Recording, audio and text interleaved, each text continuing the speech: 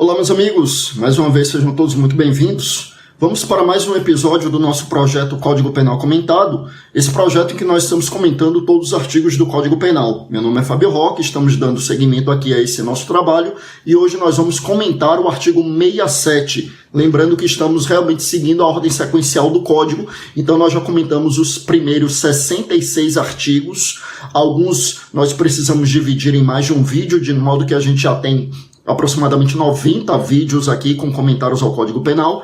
E sem mais delongas, o artigo 67 ele trata da questão do concurso de agravantes e atenuantes. Lembra que no nosso último vídeo a gente comentava o artigo 66, que é exatamente onde a gente encerra ali o catálogo das atenuantes, né? As agravantes estão nos artigos 61 e 62 e as atenuantes nos artigos 65 e 66. Sendo que no 66 a gente tem aquela atenuante genérica, atenuante nominada, aquela atenuante em que se diz que ainda que não haja previsão em lei, mas que o juiz poderia atenuar a pena por qualquer circunstância anterior ou posterior ao fato. E aí aqui está. Bom, nós estamos então na segunda fase da dosimetria da pena, como já dissemos em vídeos anteriores. Nessa segunda fase, a gente comentou no último vídeo também a súmula 231 do STJ, a pena precisa ficar dentro daqueles patamares, não pode ficar acima do máximo nem abaixo do mínimo previsto em lei. Tudo bem, previsto no tipo penal, né, evidentemente. Mas aí a questão agora é a seguinte, como é que eu valoro as agravantes e atenuantes?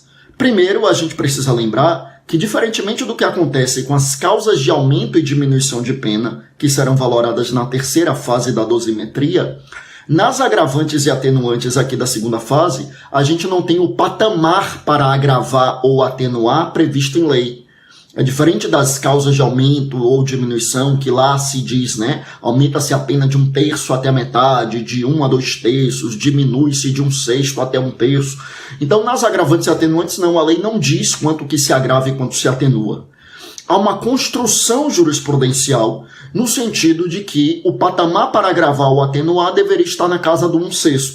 Isso, eu repito, não tem previsão em lei, e isso é fruto da construção de alguns entendimentos, sobretudo provenientes do Supremo Tribunal Federal. Então, a gente agravaria ou atenuaria ali em um patamar de 1/6 aproximadamente. Mas aí o que nós temos agora é o seguinte, e se houver uma situação na qual, por exemplo, a gente tem uma agravante e uma atenuante? Elas se compensam? Prevalece a agravante? Prevalece a atenuante? Como é que faz esse cálculo? Como é que faz esse cômputo? É justamente isso que o artigo 67 nos traz. Ele nos traz a ideia de que existem algumas agravantes ou atenuantes que são preponderantes.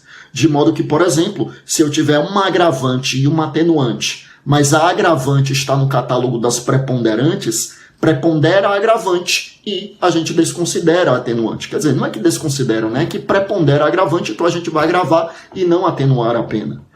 E se a gente tiver mais de uma agravante ou atenuante e ambas são preponderantes? Aí sim elas poderiam se compensar. Tá? Mas quais são essas agravantes ou atenuantes preponderantes? Eu vou ler aqui para vocês o artigo 67, vou pegar aqui, ele diz assim, veja bem. No concurso de agravantes e atenuantes, a pena deve aproximar-se do limite indicado pelas circunstâncias preponderantes, entendendo-se como tais as que resultam dos motivos determinantes do crime, da personalidade do agente e da reincidência. Então, o que é que a gente tem como preponderante, diz o artigo 67 do Código Penal? Os motivos determinantes do crime, a personalidade e a reincidência. E é muito curioso pelo seguinte, se a gente ficar com a literalidade legislativa, motivos do crime e personalidade do agente não seria nem agravante nem atenuante. São, na verdade, circunstâncias judiciais, lá do artigo 59, que a gente já comentou aqui. Quem tiver dúvida, dá uma olhada lá no nosso vídeo sobre o artigo 59. Mas lá no artigo 59, quando se estabelece o rol das circunstâncias judiciais, aquelas que são valoradas na primeira fase da dosimetria da pena para fixação da pena base, lá a gente tem, dentre as 8 circunstâncias judiciais, a gente tem motivos do crime e personalidade do agente. Por que o artigo 67, quando fala aqui do concurso de agravantes e atenuantes, também fala de motivos do crime ou personalidade do agente? Aí a gente precisa compreender, como eu disse, né? A gente não vai ficar simplesmente com a interpretação literal, a gente precisa compreender que no catálogo de agravantes e atenuantes existem algumas que dizem respeito aos motivos do crime ou que dizem respeito à personalidade do agente. Então, motivos do crime é até mais fácil identificar, né? Se a gente parar para analisar, a gente relê lá o artigo 61 do Código Penal, lá tem a agravante do motivo torpe, a agravante do motivo fútil. Veja, se dizem respeito a motivos do crime, são preponderantes.